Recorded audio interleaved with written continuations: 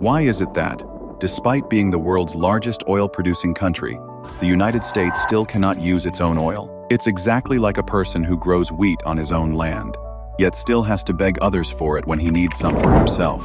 In the world we live in, what we see is often the exact opposite of the truth. Similarly, every year millions of containers are shipped from China to the United States. But why are they thrown away as trash once they arrive there? And in the middle of all this, why and how does Iran smuggle a Boeing 777? Viewers, do you know that at any given moment, there are nearly 300,000 ships in the ocean?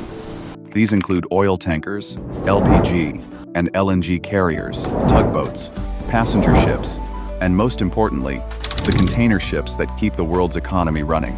About 90% of global trade moves through sea routes. According to estimates, at any given minute, around 6,000 to 8,000 container ships are traveling across the oceans. With the help of the automatic identification system, they can now be tracked in real time. If you visit websites like Marine Traffic or Vessel Finder, you'll see the entire ocean filled with tiny glowing dots.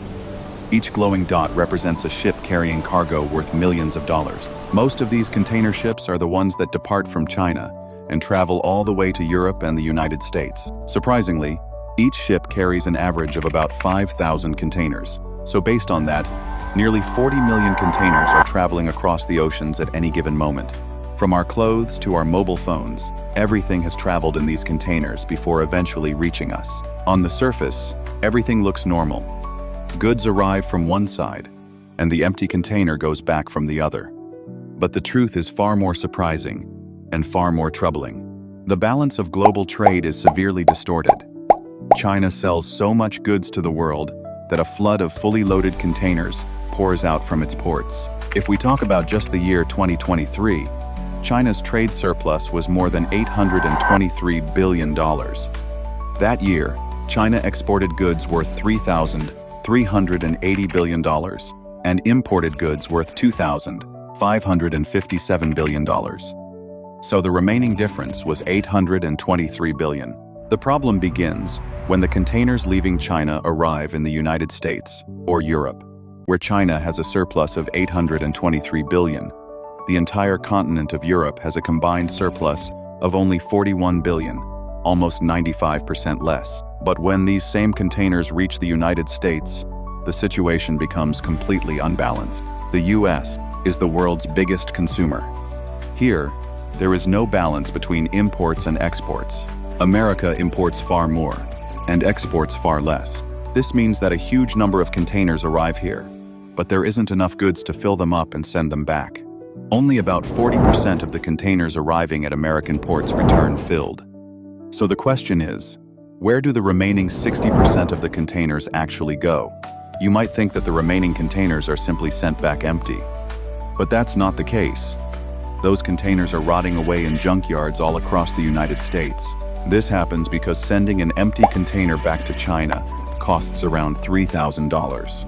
On top of that, an empty box still takes up space on a ship space that could be used for a filled container worth hundreds of thousands of dollars. That's why China has no need for a used container that costs $3,000 to return. Instead, they can simply build a brand new one for just $2,000. Every year, about 2.5 million new containers are manufactured, while there is no shortage of old containers either. So now the question is, what exactly happens to all the empty containers that get stuck in the United States and Europe? Many of these containers are sold for cheap storage or for use at construction sites. These days, people even build homes and offices out of them. And when nothing else can be done, they are melted down to extract the steel, because each container contains nearly 2 tons of steel. The next time you pass by a port and see steel containers stacked on top of one another, remember this: they're not just junk, but a unique reflection of the world's distorted economy. Now let's come to the question that even the smartest people struggle to answer. The United States is the world's largest oil producer, so why is it still dependent on others for its own use? If you look at the world map, the United States is the #1 oil producer today. Even Saudi Arabia and Russia are behind it. But the surprising part is that despite producing so much oil, the US is also the world's second largest oil importer. In other words, it sells its own oil. and buys oil from others for its own use. There are three major secrets behind this. The first reason, the difference in oil chemistry. Not all oil is the same. The type of oil that comes out of American soil is called light crude oil. It's a lighter oil with low viscosity. But the problem is that America's older refineries were built to process heavy crude oil, which is the thicker type of oil. These refineries were originally built when the US imported heavy oil from Mexico and Venezuela. If they now wanted to refine their own light crude oil, they would have to completely overhaul the technology, which would cost more than $200 billion. Instead of bearing that cost, they sell their light crude oil to the world at a high price and buy heavy oil from abroad at a cheaper rate. But it's not just the chemistry of the oil that forces America to do this. Second reason, the logistics crisis. Oil is produced in one part of America, but the refineries are located far away. For example, Texas is like an ocean of oil, but there are no pipelines to transport that oil from Texas to New York or the East Coast. California's situation is even worse. It has practically become an oil island. Because there are no major pipelines connecting it to the rest of the country, California is forced to import about 70% of its oil from outside. The third and biggest reason, the Jones Act. During World War I, the United States faced a major problem transporting American soldiers and supplies across the ocean. The country simply didn't have enough ships to carry its troops overseas.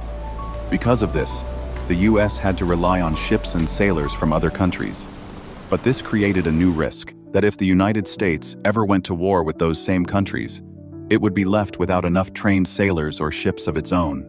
There was only one solution to this problem. The United States needed its own merchant marine ships that could transport cargo in normal times, but could be quickly converted into war mode whenever needed. To make this possible, Wesley Jones introduced a bill stating that any cargo transported from one US port to another must be carried on a ship that is American-built, American-owned, and operated by an American crew. But building ships in the United States is about 3 times more expensive than in China, and sailors' wages are also much higher. In the end, this law ended up backfiring on them. To transport oil from Texas to New York, the United States has only a few ships available. Their shipping costs are so high that they add about $5 to the price of every barrel. That's why American refineries often find it cheaper to import oil from abroad. A law that was originally created to protect the United States is now slowly hurting it from within. These are the strange reasons why, despite being the world's largest oil producer, the United States still depends on other countries. We hope you will like and share this video from the knowledge era with the same enthusiasm. Thank you very much for your kind and supportive comments. See you in the next amazing video.